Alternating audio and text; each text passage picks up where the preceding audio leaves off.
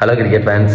விராட் கோலியை வந்து chase master அப்படின்னு ஏன் சொல்கிறோம் அப்படின்றதுக்கு நேற்று மேட்ச் ஒரு சிறந்த எடுத்துக்காட்டு.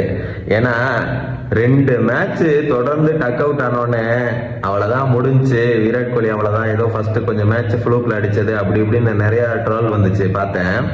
கொஞ்சம் காமெடி பண்ணா வில்லன்றதே மறந்துடுவீங்களே.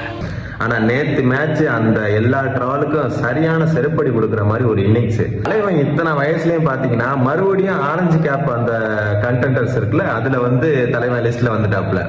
ஸோ கிளாஸனை தவிர அந்த லிஸ்ட்ல இருக்க எல்லாமே பார்த்தீங்கன்னா யங்ஸ்டர்ஸ். ஸோ அந்த யங்ஸ்டர்ஸ் நடுவில் தலைவனும் இன்னும் ஈடு கொடுக்குறான்னா அந்த அளவுக்கு ஃபிட்னஸை மெயின்டைன் பண்றது.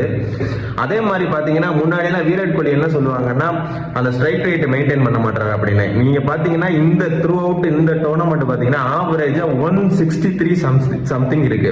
ஸோ அது ஒரு பெரிய விஷயம். ஏன்னா இந்த ஜெனரேஷனுக்கு ஏற்ற மாதிரி அப்படியே அடாப்ட் ஆகி அப்படியே கேமை வந்து ஒரு அக்ரெசிவா கொண்டு போறது. ஸோ அது வந்து செமையா இருந்தது. அதுக்கப்புறம் நேற்று மேட்ச்ல இன்னொரு விஷயம், இன்னொரு பிளேயர் என்னை ரொம்ப இம்ப்ரெசிவ் பண்ணது யாருன்னு பார்த்தீங்கன்னா கார்த்திக் தியாகி.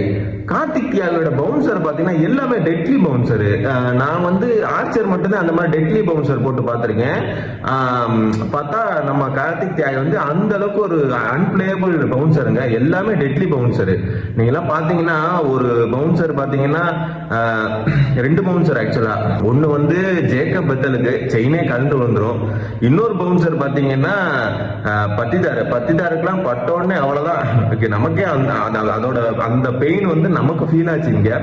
ஸோ கார்த்திக் தாகிலாம் வந்து நல்லா ட்ரெயின் பண்ணா அடுத்து நமக்கு வந்து ஒரு இங்கிலாந்து ஆர்ச்சர் மாதிரி ஒரு இந்தியாவுக்கு வந்து நமக்கு ஒரு பிளேயர் கிடைக்கிறதுக்கான சான்சஸ் இருக்கு. ஸோ நேற்று மேட்சை பத்தி நீங்க என்ன ஃபீல் பண்றீங்கிறத கமெண்ட்ல சொல்லிருக்கோம்.